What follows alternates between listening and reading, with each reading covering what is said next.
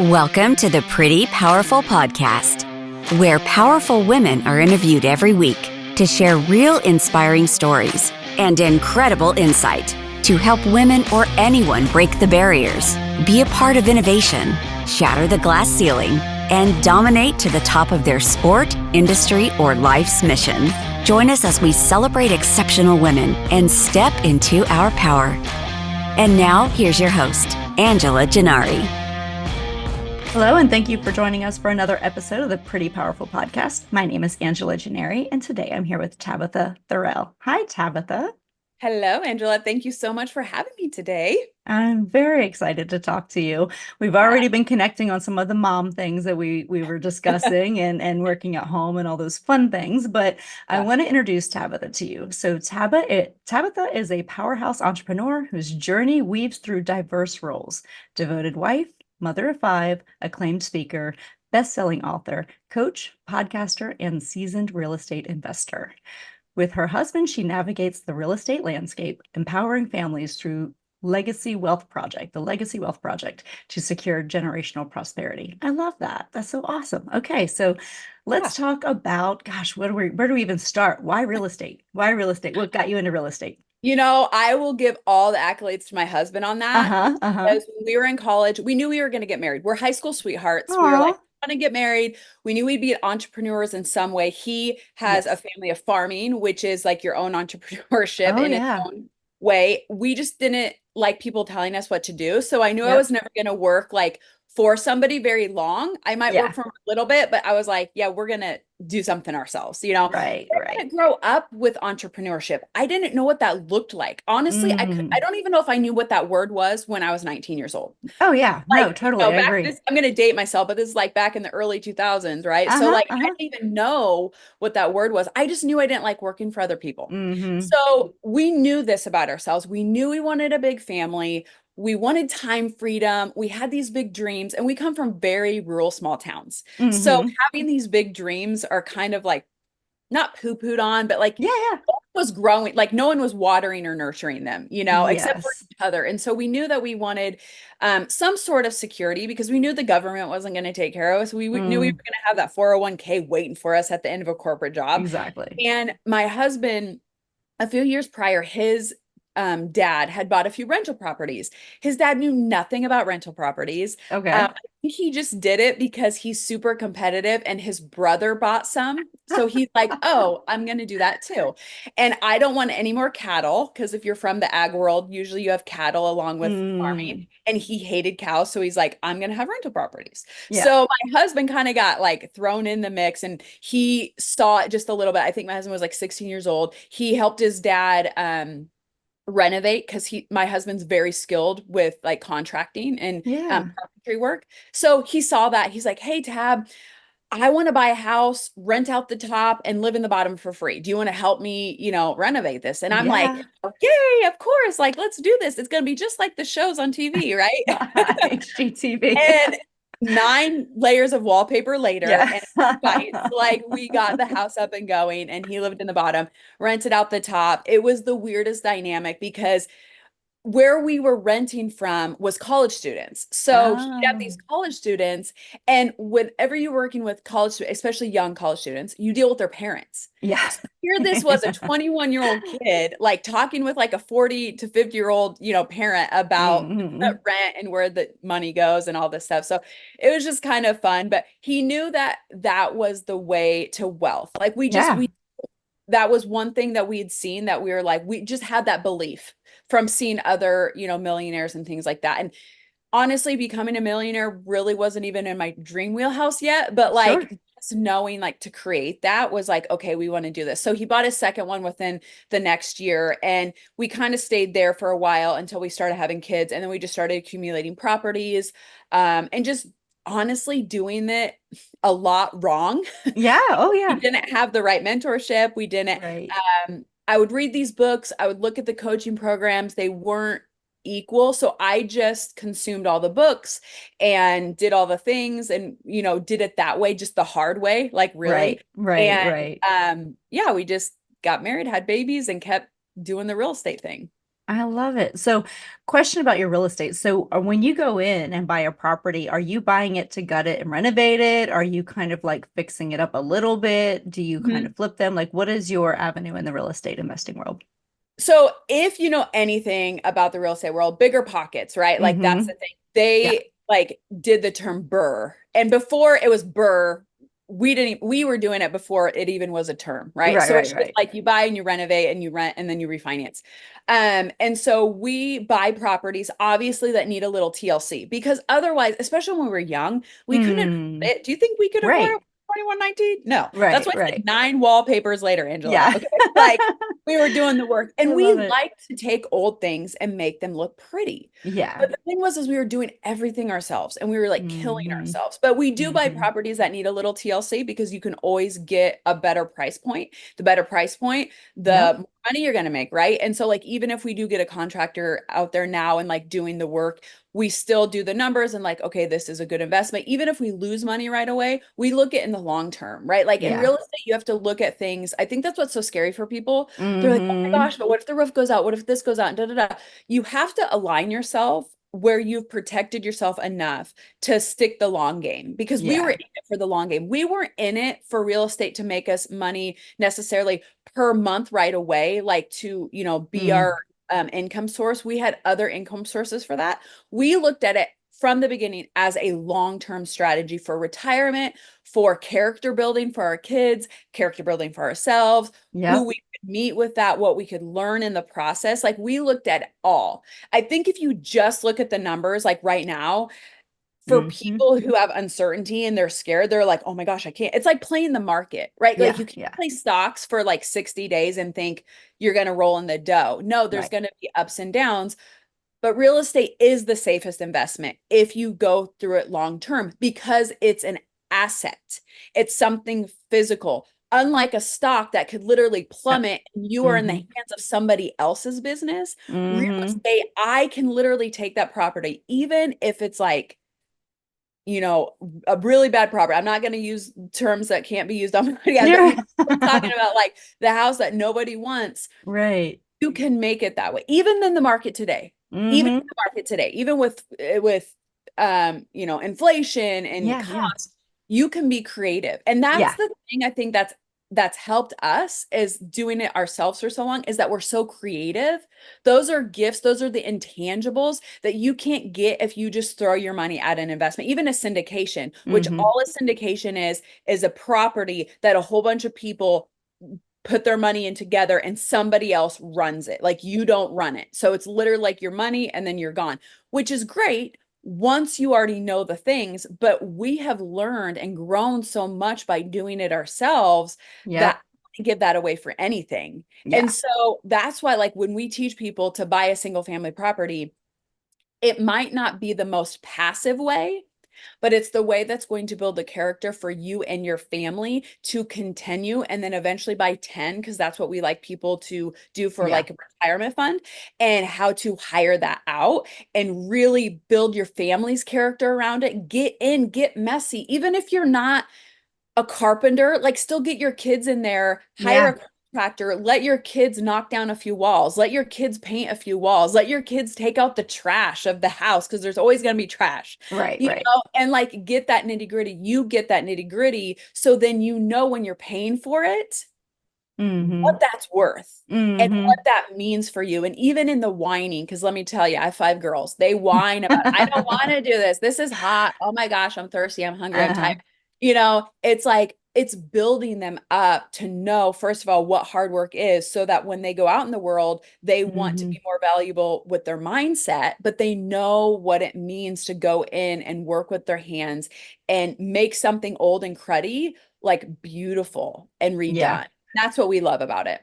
Oh, I love real estate so much. So I also love the fact that you can take something and you can add value to it through your own sweat equity, and that's so important. And I think not enough people realize, what value you have. And you're so right. I love your vision of, going for the long term Yeah. because that's really what a lot of business ownership is. Like people think they're going to start a business and then immediately they've gotten wealthy. Like, oh, I've got freedom and my time is Right. mine. And like, like anyone else, like sometimes your time is yours and sometimes it's really, really not. Right. Like Yep. when you have Exactly. deadlines, and there's nobody to fall back on. Those deadlines are Yep. your deadlines and your deadlines only. And so, Yeah. you might be putting in a 24-hour day because Yeah. you are going to grind it out. But, Are. at the same time, that sense of accomplishment is unmatched. Right. And then the sky's the limit too. Hmm. So you have this, it's like the pendulum swing. Yeah. You have over here where like literally you are the person. Like Yeah. there's no one to fall back on. You can't blame anybody. I mean, you can, but at the end of the day, a true leader takes their own ownership. I don't care Hmm. if you can blame the contractor, you can blame the flooring guy. At the end of the day, the buck stops with you. Yes. But on the flip side of that, I think what always has just kept me in the game because we have been knocked out so many times Hmm. is that there's no ceiling. Like Right. Right. literally, like our mind, my mind and my husband mind, just because we have grown up in such just like a small town, which I love for so many things, but there's a lot of like limiting beliefs just Oh, because yeah. people haven't seen it, right? And so Hmm. the only thing that's going to cap me is my own limitations, my Yep. own mind. And that's why I constantly pay for masterminds to be in the room where I am not the smartest person. I am not the highest earner. I am not the prettiest. I am not the skinniest. I am not, I don't have the Hmm. best marriage. I am constantly in these different rooms and Hmm. not always at the same time, but like I'm in these rooms because I want to learn. I want to grow until I am in the ground. Like, I don't care if Hmm. I'm 101. I still want to go to seminars with my little wheelchair. Like, I Hmm. still learn and I still want to give wisdom to people because that's the true meaning of wealth. Like Right. when we created the Legacy Wealth Project, people ask me like, why'd you name it that? What's this? I did it purposely because wealth has always been tied to like these rich old men or Hmm. like the miser or like the wealthy, the Yeah. elite, which those words are great. I love the sense of like taking ownership of being elite, meaning you've separated yourself from people who are okay with mediocre. So Oh, I'm yeah. not, the word isn't bad, but I want to put a new spin on it. Like wealth is not just the mansions and the money and all of those things. Wealth is knowledge, it's prosperity, it's knowing where you're at and where you are going. And it's the legacy of it is not just teaching this to your kids verbally, but showing them, meaning not just by I'm working hard.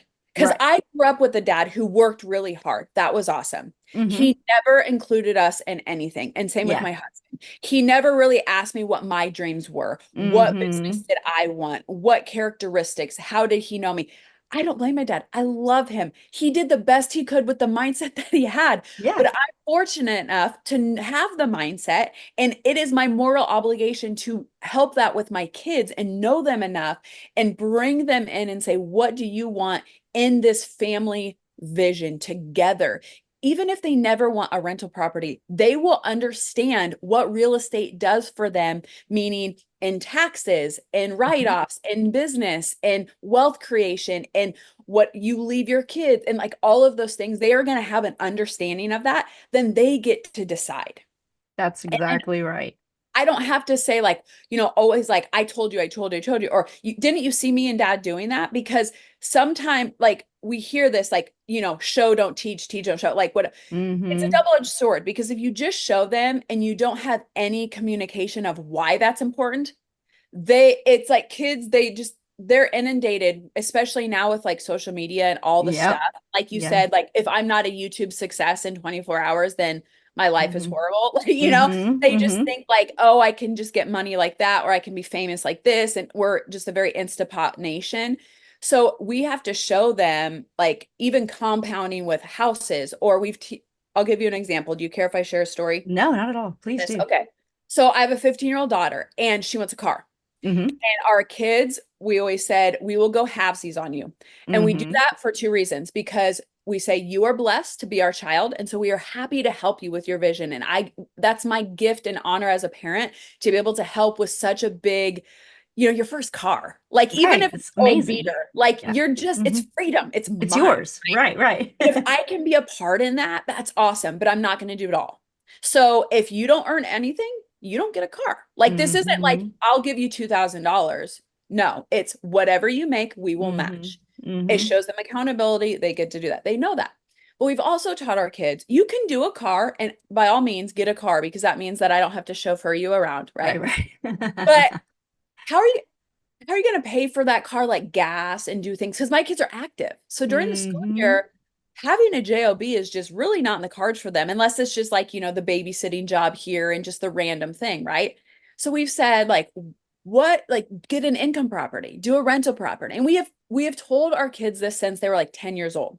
Yep. And so finally this summer, our daughter's talking about a car and she's talking about money and all this stuff. And I brought it up, and she was like, Mom, I just don't want to talk about money. I just don't want to talk about it. And like got really emotional, as we all do with money. But I'm like, in our household, we really try to keep money neutral. Like, I'm not saying it doesn't come up in emotion, but we try to keep it as neutral as we can. We don't say things are expensive or cost too much. It's how can we get them? All those things.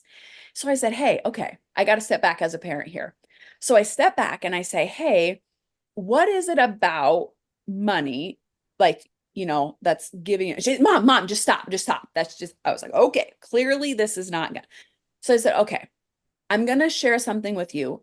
Totally neutral. You don't even have to like respond, but I just want to ask you, what do you think about buying an income property? Like, just first thing, there's no right or wrong. I'm not going to get upset. Like, when I say that to you, like, what comes up for you? Just first thing, this is a very safe place. I will have no reaction.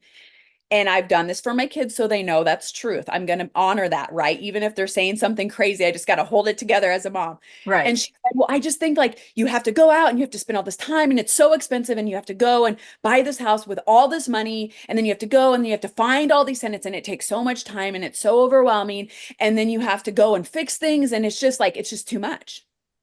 And so inside, I want to be like, no, that's not true, blah, And I'm like, okay, that's her perception of it, which that's what she's seen. Because that was me and my husband for the first 17 years of owning real estate. That was us.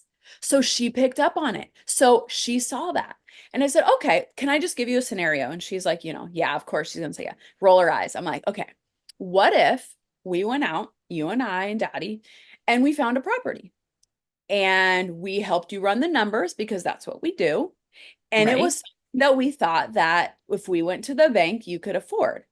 And we go to the bank and they tell us yes or no.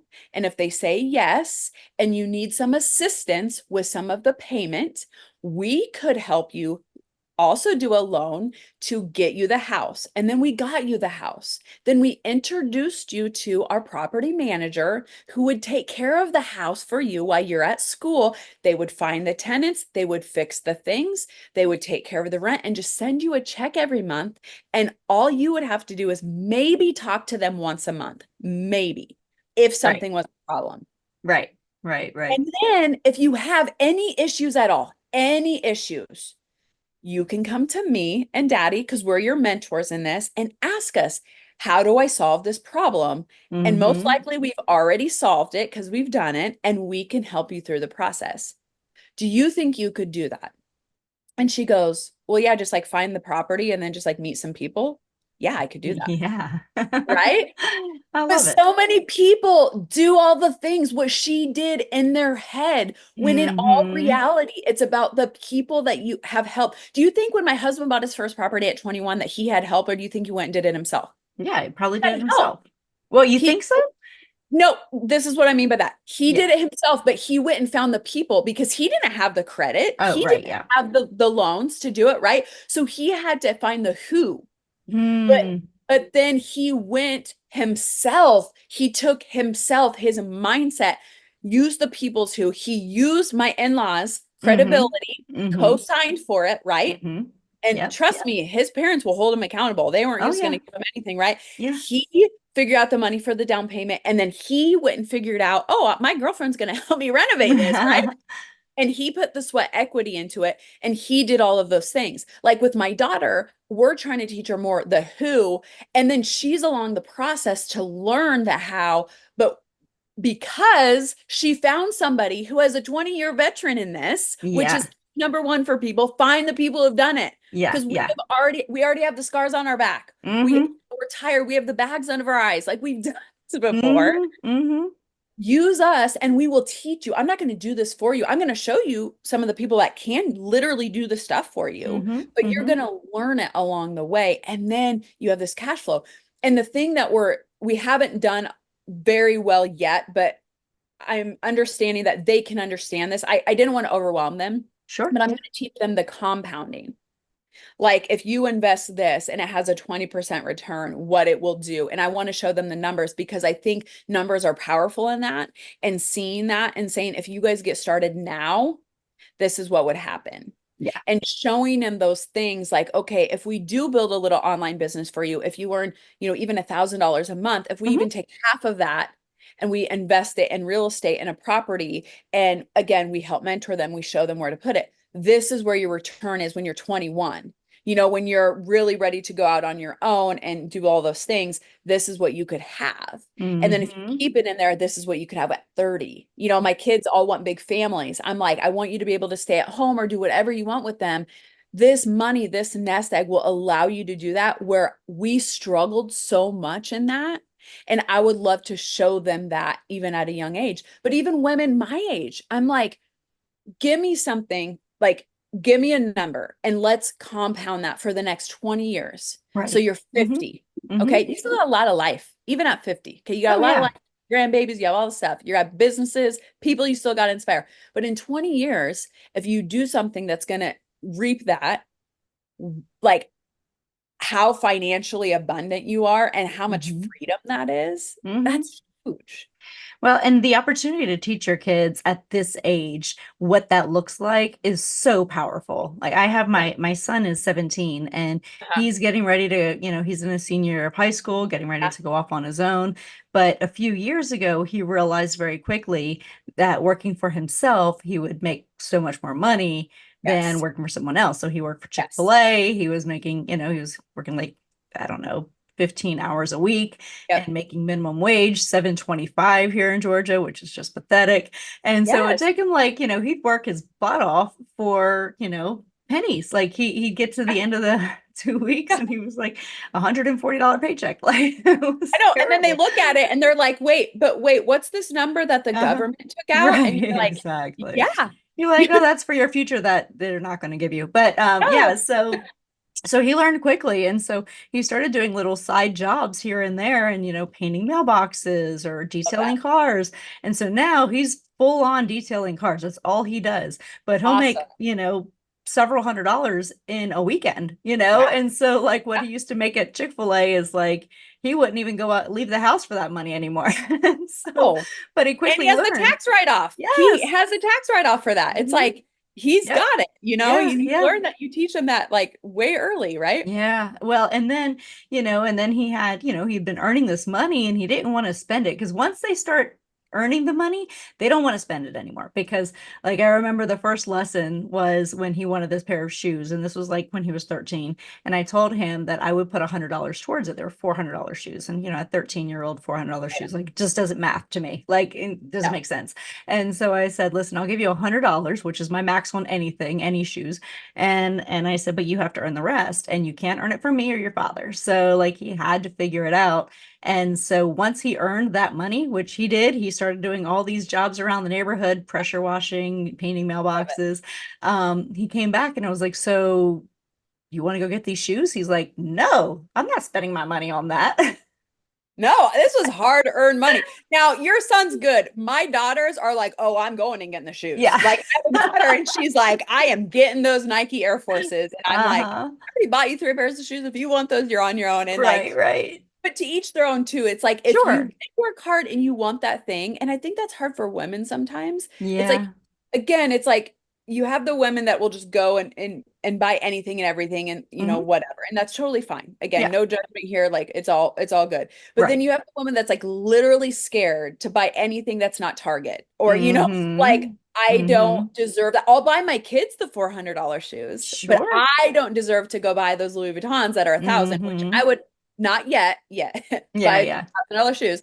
But if you're in that place and you've served people and you're working hard and it's Mhm. not affecting the family budget and you want to go buy that, by all means, Yeah, yeah. go buy that. Go buy the bag, go buy the shoes, Mhm. go do the thing, right? But Mhm. don't do it first and Yeah. then And be then like, blow through your oh, money, and then you have nothing to create the nest egg. And, right. for me, the nest egg is so important. Like it is one of the things that as women, giving up a nest egg when you have no idea what the future holds is Yeah, just, yeah, that's scary. You can't do that. right. But my son is already smart enough. He put some money already in his first IRA. Like I'm like, that's what we're talking about, the compounding that you're talking about. Yep. Like, just create that nest egg for yourself, because you don't know what the future holds. You could Oh, be, trucking along, and then all of a sudden a recession hits, COVID hits, some other crazy thing that has yeah. wiped out so many businesses and so many families that have been devastated. And Yeah. like they thought they were good. They thought they were in good shape. But that little nest egg. And so what you were talking about with, generational wealth and, legacy building, I just think is incredibly important. Right. And I think with kids, if like moms on here that are listening, Yeah. you also have to speak the language of your kids. So most Yes. kids are not pain driven yet, unless they had a Hmm. really hard upbringing, Oh yeah. but most kids are desire, Uh-huh. pleasure. So like when you can say things like you could have a brand new car or the $400 shoes, you have to speak their language. I think a lot of times with parents, we want to say the things like, the nest egg and when you're 40, and they're Oh thinking yeah. like, that's That's a like million years from thousands years now. away. Like I want this thing that's right here that's tangible, because then Yeah. that does get them to work on it and then allow them the choice of getting like actually getting that thing and then saying, Hmm. is it what you thought? Is it worth the time, worth the effort, Yeah. doing those things? Because everybody's going to perceive that differently. Like your son with the Yeah. shoes, he was like, I am not buying the shoes. Hmm. I guarantee you, if my middle daughter went and worked for shoes, I don't care if they're $400, she would go and get those shoes because Right. she has loved shoes since she was 2. Like Right. literally, Yep. I not so much. Like, I mean, I like them, they're okay, but I am not like she is obsessed. And Yeah.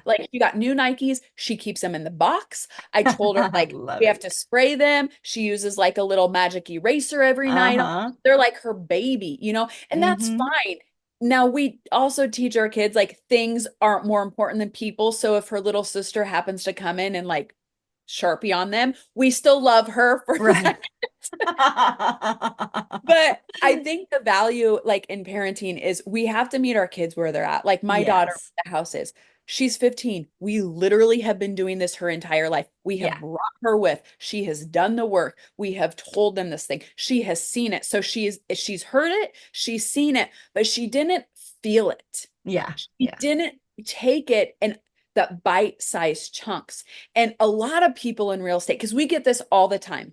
When me and my Hmm. husband go somewhere, we tell them what we do, and they're like, "Oh, I've always wanted to do that." Yes. And Yes. I'm Yes. like, "Why haven't you?" And they're like, "Well, the market or the money, or we don't know what to do." They have made this what I call like the Adriana effect of like, Hmm. that's my oldest daughter, like so big that it's like, no, when you really know the process and the steps and you get the right mentorship, honestly, the sky's the limit. But we Yeah.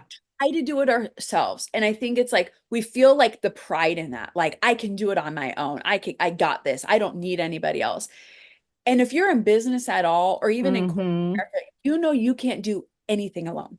Oh, no, no, Nothing can be alone. So like if no. you want that success, that fulfillment, that life, that dream, that beauty, you're not going to get it alone. And so Hmm. don't go trying to do that. I wish we would have found a mentor 20 years ago Oh my that would gosh. have taken us under our Yeah. wing and was like, this is what you need to do. This is what you need to do. Because my husband was the sole person for like the numbers and the housing. And I just kind of let that, be his thing. And he doesn't lean on people. He's not a natural, like go to a coach or go to Yeah. a mentor, Yeah. a seminar. That's not his thing. And I kept saying like, we need to find this. And he would drag his feet. And finally this year I found somebody and I'm like, I am joining this program.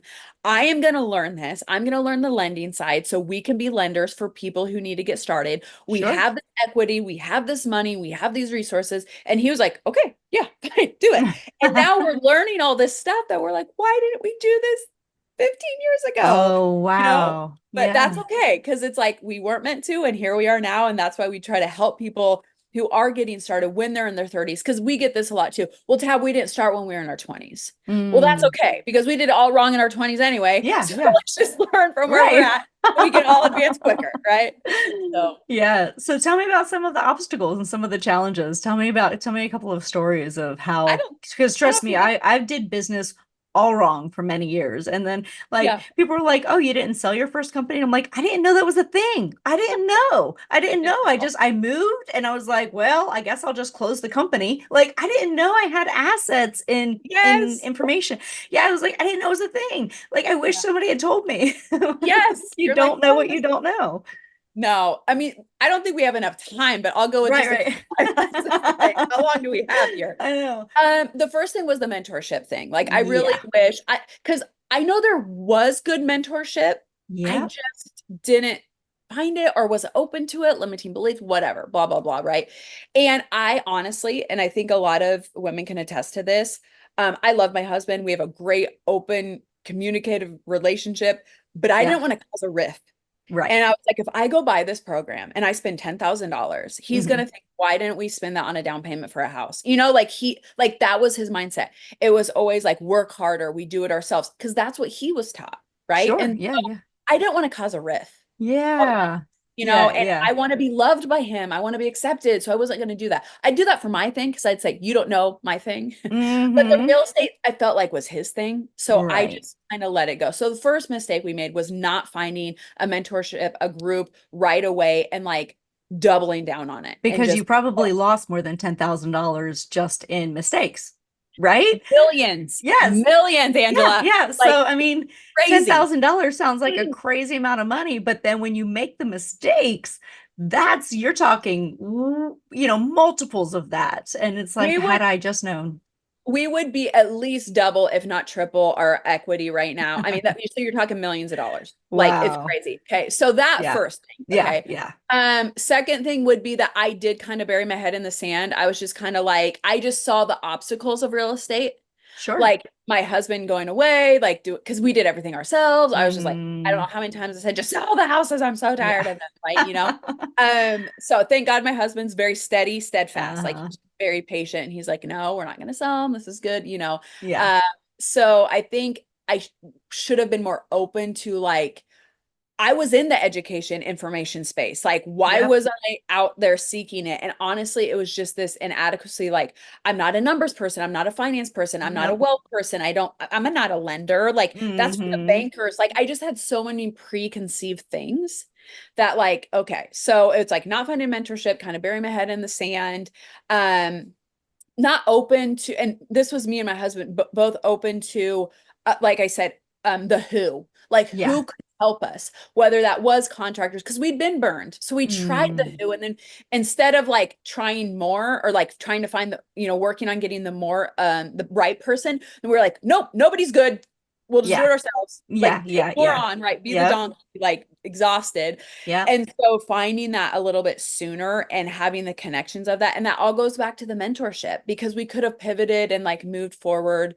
And just communicating to my husband in a loving way, like, I want to do this, but I don't know how. Can we please Yep. even take out a loan and find the right person? And like, I know if I would have said that to him, he would have reluctantly like done it. I just was in my own fear. Yeah. So as much as I know people don't like the woo woo of like mindset and, we always hear these words and like abundance, prosperity, and it's almost like we just like have them floating around. It truly is like what you're holding back in here. If your heart literally like desires freedom. Now, Yeah. people might say, Tab, I don't want to be a millionaire. I don't care about all that. Like that's vanity. I don't care about the houses and the cars. I just want, my family to be comfortable, or I want this to be comfortable. You're living in fear because Hmm. there's no Hmm. growth and comfort. Hmm. Honestly, prosperity, abundance is not a frou-frou, like intangible thing. It is a tangible thing. There are laws on money. There are laws and principles on how you think about money, the emotion with money, the vibrations or the energy with money. And when I had so many of those and I didn't even know it, and I was in the space of personal Yeah. development and Yeah. info, and I still had that. And so my husband was like way back, like with so many money blocks and so many like, Yeah. oh my gosh, if we do this, we're going to lose our shirts, right? And living in what I call the depression. It's like people who grew up in the depression, like my great grandfather and my grandma, it's like they hold on to everything, right? Like Everything. everything. The Yeah. box that the blender comes in is Yep. still in the The basement. butter container. Right. Yes, like Exactly. they're doing that. And they're literally like, my grandma was like a millionaire when she Mm-hmm. died. And she was like, oh no, we got to save this little Ziploc bag, Uh-huh. Uh-huh. that's a money block. And Yep. so whenever I come up with somebody and I'm like, hey, we're going to do this program and, say it's 30K and someone immediately is like, oh my gosh, I can't.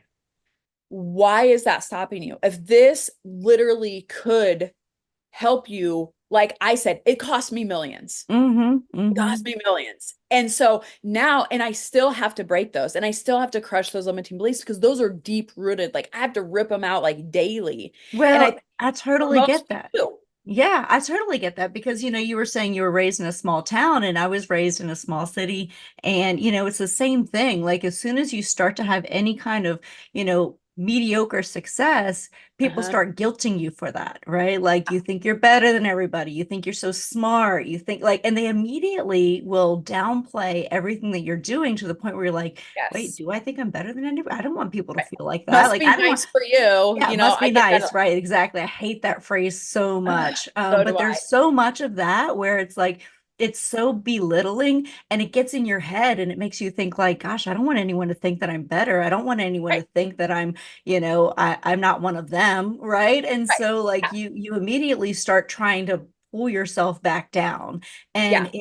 it is ingrained in you and Yeah. I literally like after college, I moved like far, like 5 states away because I was Yeah. like, I don't want anyone Yeah. to tell me these things I anymore. know. I want to be able to have a wide open, Yes. field of dreams that I could go after without anyone saying, oh, you think you're so much better. Oh, you think you're better than everybody else. Oh, Right. lucky you. And I'm like, there's no luck in this. No. And I worked No. my ass off. I So know. yeah, trust me, I know. And that it is one of the hardest things to break, those money blocks, that voice inside your head. It is so difficult and it takes daily reminding, Yes. daily. And that's why information will never get you to the success that you want because Right. everything's on YouTube. Hmm. Everything's on Google. Like Hmm. there's a course or a book on Yeah. everything. And literally like things that will make you successful. Like verbatim, like if you follow this, you can get this.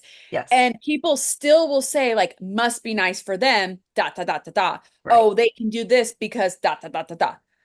No, like there's always going to be opposition. There's always going to be resistance. I don't even care if you're a Rockefeller.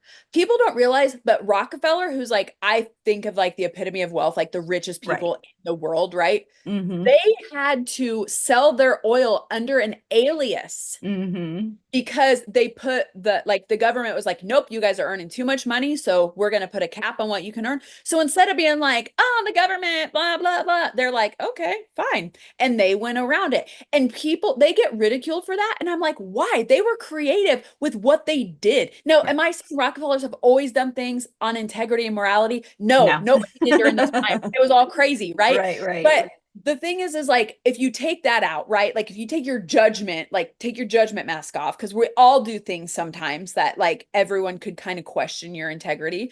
And I'm a very integrous person, but when you take what their creative, their imagination, their communication, how they did that and pivoted, and then it's like they're actually worth a lot more than people think because they have so many corporations that Hmm. people can't add them all up for what their net worth is. And I'm like, that is being smart. Yeah. And when we like, we're such a society where like we're open books and da da da, and I don't want to hide or shade, but people will also, the opposition will use that against you. Oh yeah. And so it's like you do have to do things to protect yourself and protect your house and protect the things that are good. And money is just a tool. Money is not Hmm. good. It is not evil. It is only a tool. It is neutral. The only time it is good or it is evil is for what it is used for. And that Right. is the person and the heart. And I tell people all the time, for believers out there, why wouldn't God want more good people to have money as a tool to do good? Like it's Right. silly to be like, no, he's going to humble you and make you poor. No, he's going to humble you in ways that you don't even know yet. Like you're making yourself poor. You're humbling your own self, like he doesn't have to do that. There's other ways to do that.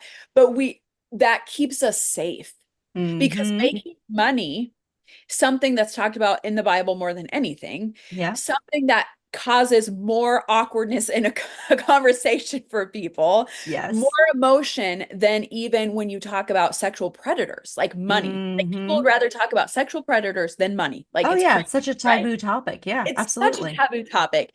And it's like, why? Because we limit ourselves, our own fear with it, and what we have to do to create it. We have to give ourselves more. We have to be servants. We have to be the lowly man, right? Like we have to give more value. We have to take our pride down. And most people don't want to do that. And we have to be vulnerable with it. And then we have to ask ourselves, is this running us or is it the other way around?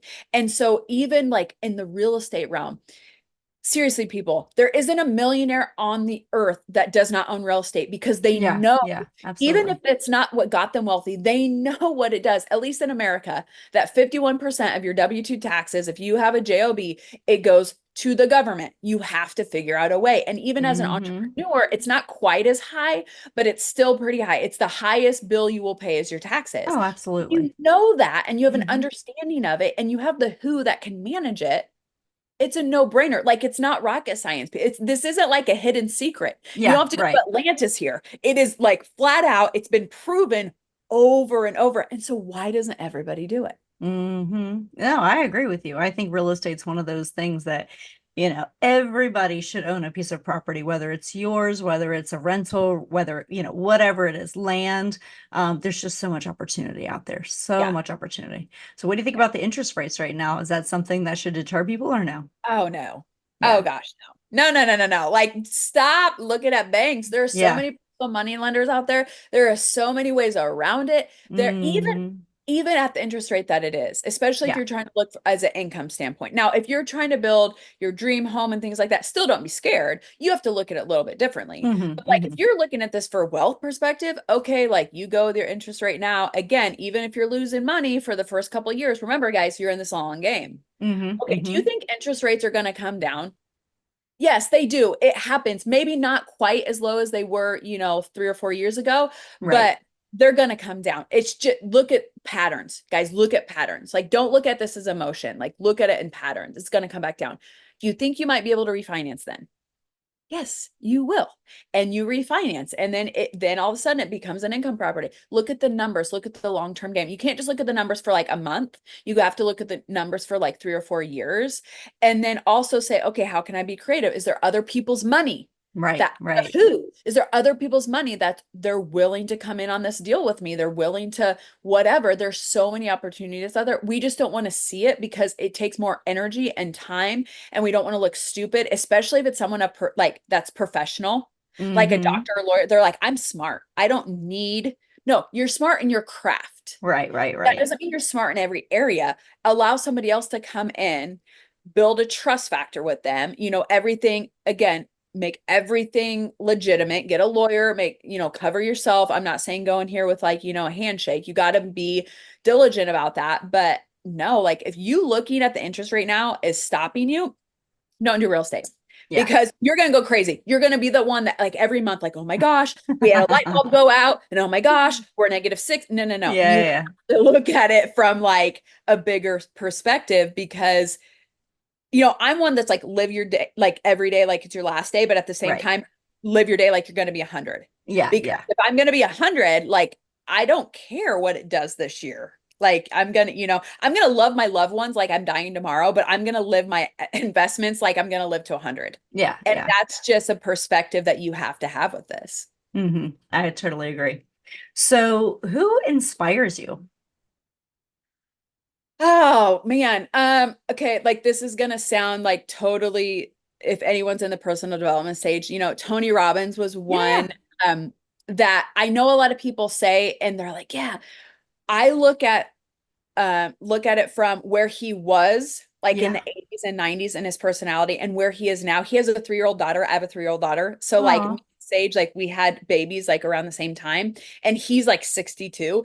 And Uh-huh. so I'm 39. So like, but I look at his life perspective and like what he's been through, and he literally could be like hang up his hats. Like, I mean, he Yeah. has so much money and so much impact, and he's made so much impact, and he still continues to do the hard things. And Mm-hmm. that I look up to, because anytime I don't want to do the hard thing, I'm like, it's not like, oh, I could never be a Tony Robbins. I'm not meant to be a Tony Robbins, but what he does physically, mentally to make himself a better human, Mm-hmm. it's just really, that really does inspire me. You know, Yeah. I really, that does. Beyond that, I mean, other than like honestly Jesus, like that Mm-hmm. sounds really weird, but it's Yeah. like I could literally live like Jesus did, but he was so giving. Every day I'm like, oh, I fall short of that. Yeah. But I don't get wrapped up in other people, because I always think you don't know the full story. Like Sarah Blakely, of course, her Mm-hmm. story is amazing. You don't know behind the scenes. Oprah, like her story is Mm-hmm. amazing, and she's been through this turmoil and all this stuff. But Mm-hmm. I think sometimes when people get this like idol mentality of other things, it's like you don't really know what they went through. Even if you read the Absolutely. biography, even if Yeah. you have everything, it's like you don't live their day to day for me to Mm-hmm. be like, oh my gosh, like I don't get starstruck very No, often. yeah, me Like, neither. you know, it's just like, I even think if I saw a celebrity, I mean, I'd kind of be like, oh, okay. But like, I don't get engulfed in that realm. Speakers inspire me more than anything. And I might Yeah. not even know their name, but it's the stories that they tell and how Yep. they tell them that inspires me more than just like a particular human, because there's a lot of amazing humans on Mm-hmm. this earth, and Yeah. humans that we'll never know their name, Mm-hmm. you know. And so it's like I just think the stories of that and just humanity of like how you can make yourself better even when things are already great. And I think that's why Tony Robbins for me is because you can do things to make yourself great when you're at the bottom because you want to get to the top. But when you're already at the top and you're still doing things to make you great, and not just for to be famous and not just to have accolades, but literally because you want to be better, Mm-hmm. that is like the epitome of that. And I still don't even think Tony Robbins has got the recognition that he should. Yeah. Like, even though like most people know who he is, but unless you're in the industry that we're in, it's like, oh yeah, Tony Robbins, that motivational guy. But like who he truly is as a human being, I don't think, I think it'll be way past his time when he'll finally get the recognition that he deserves. Wow. It's interesting. Yeah, I read a lot of his stuff and watched a lot of his videos. He's very motivational, but you're right. He's very, very, very dedicated. So, and that dedication is what is the drive. You know, that's what Right. helps to make it all come together. Yeah. So as women, we give away our power all the time, whether, whatever that looks like, we just give away our power. So Yep. you kind of touched on it a little bit when you're talking about like, I knew this was the right thing to do, but I was afraid to say it. So Yep. can you tell me about another time that you gave your power away and then another time when you stepped into your power? Um, honestly, I think my early 20s, I would say I gave my power away the most in Yeah. my teenage years, my 20. I Hmm. was always told I was too loud.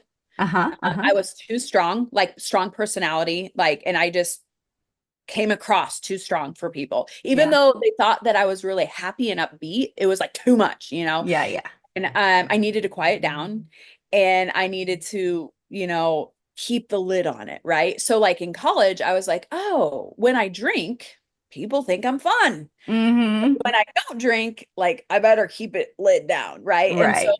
when I would drink, I'd be just this loud and fun. And then my sister was an alcoholic, and I went through all that with her, and I'm like, I am just going to be me and never touch alcohol again, because Yeah. it's like Yeah. Yeah. I fortunately didn't get sucked into that where like I very easily could have been. Absolutely. Yeah. I think for me, thinking small, like growing up, I was always like, I need to get a good job. Like I need to go Hmm. to college, I need to get a good job because I need to make money, because we struggled a lot growing up. But I also wanted time freedom, but I didn't know Mm-hmm. how to marry those.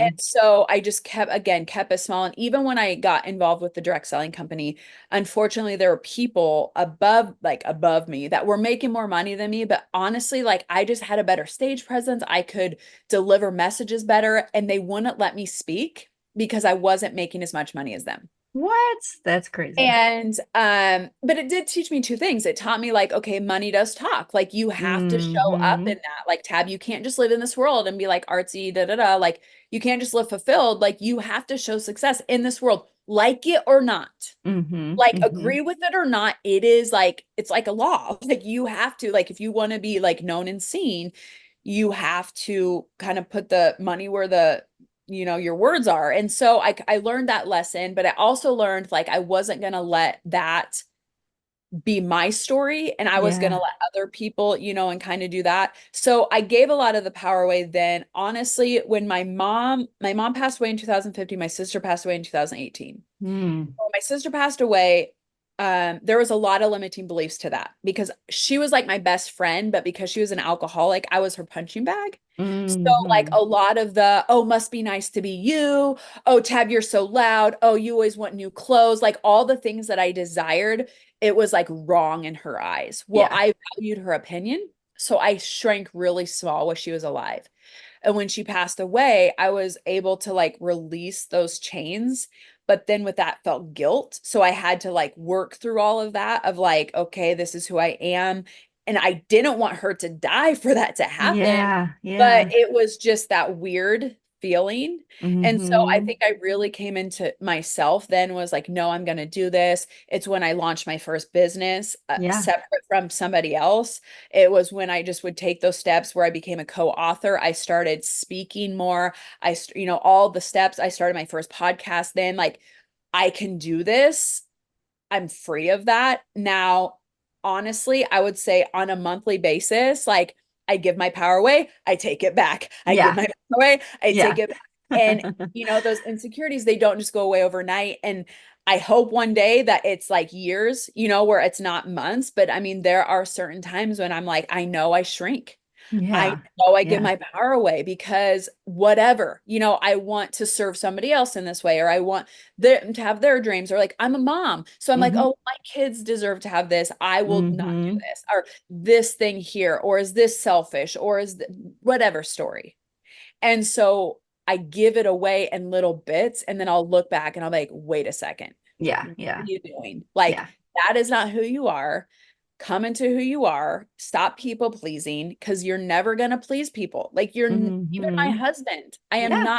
I'm not called on this earth to please other people. I'm called on Right. earth to fulfill my calling, my Mm-hmm. gifts on this planet. And I find myself, and you might find yourself in this in business, like if I'm not getting paid for it, does it really matter? It's Right. kind of like if you scream in the forest and nobody hears you, something like that. Do you really scream? Does anyone hear it? It's kind Right. of like that. But I have to step back and be like, I'm still giving my gift. Like this Yeah. podcast right now is Mm-hmm. not going to make me any money in this Right. moment right here. You did not pay me to come on this podcast, right? Right. Right. That doesn't mean that down the line it won't, but that doesn't denote my message here. That doesn't mean that I need to dull down and be like, well, I'm not going to get paid for it anyway. So I'm going to be in sweatpants and just be like, yeah, whatever, Angela. Mm-hmm. I'm Mm-hmm. going to Mm-hmm. give everything no Right. matter what, because money Mm-hmm. doesn't rule me. See, before in my network marketing company, when people said I couldn't speak because I wasn't making enough money, that set a seed. And I Uh-huh. was like, but wait a second here. Like, I am powerful. Like, my voice is powerful. And God really showed me this a couple years ago after my fifth daughter. Like, you are meant to roar. Like, your voice is meant to be heard, whether you get paid for it or not, whether it's your income source or not. Like, you Right. gave you the gift of speech, but it is your Mm-hmm. job to perfect it. Yeah, Go absolutely. out there and just jabber and talk and vanity and what everybody does in venting, because I can do Mm-hmm. that too. So Mm-hmm. I had to hone that. And I think women, when we give our power away, it's like, oh, well, God didn't really want that, or I wasn't really meant to do that. No, no, no, no. You have that gift, but it wasn't sharpened yet. Mm-hmm. We have to sharpen our skill set and our gifts, and then you'll know. Like you'll just know it's what gives you energy when you're doing your gift. Well, and I think influence is one of the most precious things we could give. Like when you teach, when you educate, when you Yeah. influence, when you are putting a positive message out there and you are inspiring other people to Yeah. live their dreams, it's one of the Yes. best ways you can give back. That's Yes. not monetary. Like you Yes. you are actually creating so much wealth for yourself just in the ability to affect others, Yeah. and that is wealth. Yes, absolutely. 100%. So one last question. And I have really, really enjoyed talking to you, Tab. You are such a wealth of information, and I have just enjoyed it. You have so much energy, and I love it. And don't ever shrink yourself for anyone. So I work on it every day, but yes, it is. you And are there are women on there just, amazing. yes, there's women on here. And I just want you, if you've quieted your voice or someone who's told you you're too loud, too energetic, to Hmm. just Hmm. stop it. Like, stop listening Yeah. to them. They're not Yeah. the ones who need to hear it because there's other ones that need what you have. Absolutely. 100% agree with you. So my last question is, what do you wish more people knew? Other than the wealth Yeah. principles of Yeah. that, because I really do think that that is an unveiling. That's one of my Hmm. missions on earth, why God put me here, is to lift the veil of like wealth and money. Yeah. I think so many people have that, and it saddens me because so many people, they're so close to it, and it's like the veil. So I think, first of all, that, but more importantly, what we just talked about is the veil of your gifts. Hmm. You literally were put on this planet for a purpose. And I know you hear that, and it's a bumper Hmm. sticker, and it's a book, Hmm. and it's a Saturday night special. But literally, like, no one has your DNA, no one has your personality or characteristics all meshed together. Your gifting. For Hmm. some reason, you thought it wasn't as important as XYZ Right. because we compare ourselves. Or Hmm. your gifting got you in trouble in school or with parents or caused you some sort of pain. And you Hmm. thought, nope, that's not a real gift. Like, people make money by helping other people build relationships. People make money by packaging things because they're very organized and precise. Like, there isn't a job, a skill set on this planet that you can't monetize. But beyond that, what again energizes you, what fulfills you, and I promise you, you can make that into an income. I Yeah. promise you, because in our world today, literally, there is people who pick up other people's dog poop for a living. Like, Yes. it's a job for everything and True. all in between. Okay, so there isn't a skill set, something that you have inside, but again, there was something that caused you pain along the way, and you know what it is, like you really do, and the fear is there. It's Yeah. just not, I don't want to say it's not real, because for some people it literally is like a physical thing, like they feel the fear. The problem is you've kept it inside. And I encourage you today to go to a girlfriend, a safe person, whether that's your spouse, your mom, your sister, a girlfriend, and literally go to them. And if you don't know what it is, ask them. But if you do, share it with them. Like, just Hmm. bring it to light. That's all I'm asking. You don't have to go pursue a singing career. Just Right, say, right. I've always wanted to be a singer. Like, tell somebody. And Yeah. I promise you, I promise you, and if not, find me on Instagram and say, Tab, you promised me and you didn't. Okay. I promise you, if you give it a little at a time, like, God will bring fruition to that. Whether Hmm. that's you become, like, say it's a singer, all of a sudden you're going to be offered to sing at church or at community centers, or someone's going to ask you for voice lessons. Something will happen, and it might be little and you might not notice it. Yeah. Yeah. Take notice, because when I finally said, okay, God, use my voice, I was asked to speak on podcasts. I was asked to host my own podcast. I was asked to speak on other people's stages. Things started happening. Like, it wasn't what I wanted yet, but it was the little stair steps to it. And then doors open of like, oh, this is how you get on bigger stages. I'm Yes. not there yet, but I'm open to that. And because I did the little things, I'm going to be ready for the big things. Even in real estate, I told you guys, we did it wrong for 20 years. Yeah. Don't do it Yeah. that way, all this stuff. But it all led to where we are right now. And if this Hmm. opportunity was given to us even 5 years ago, I don't know if we would have taken it. I really Hmm. don't, because we weren't in the place. God knows the timing, the universe, whatever you believe. Like, I believe that God knows your timing more than you, but you have to speak it. Hmm. Verbally express it, write it down, share it with somebody, but then don't close it up. Hmm. Yeah. You have Agreed. to say it, and then, like, become ultra aware. like, oh, there was a singer on TV. Like, honestly, and some people think that this happens by chance, and I still think it's God, whether it's Facebook or not. But all of a sudden I started getting these ads on Facebook that was like speaking stuff. And then like Netflix, you know how like Netflix like says like what your suggested things are? It was speakers and like documentaries, which is speaking, right? And like all this stuff started coming up, and I'm like, okay, like I'm going to be aware of it. Now there is a science thing for that, where part of your brain, but that's why I want you to say it, because then you will start to recognize it, because God has already been showing you, but you have been oblivious to it because it's been so buried. So if you bring it to fruition, your brain scientifically will show you the steps to that. And then guess what happens?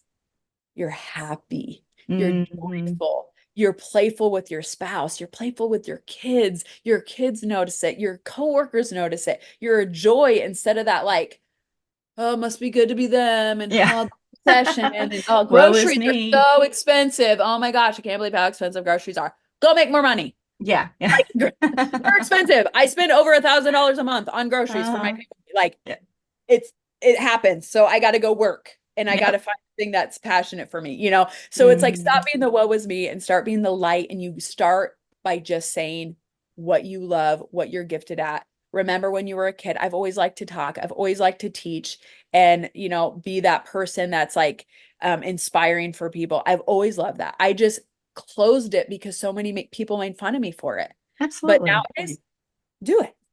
Take that leap. I agree. Well, thank you. You are amazing. I think you are just so inspiring. So thank you for joining us. Thank you for having me. Thank you for the opportunity. Absolutely. So how can people find you?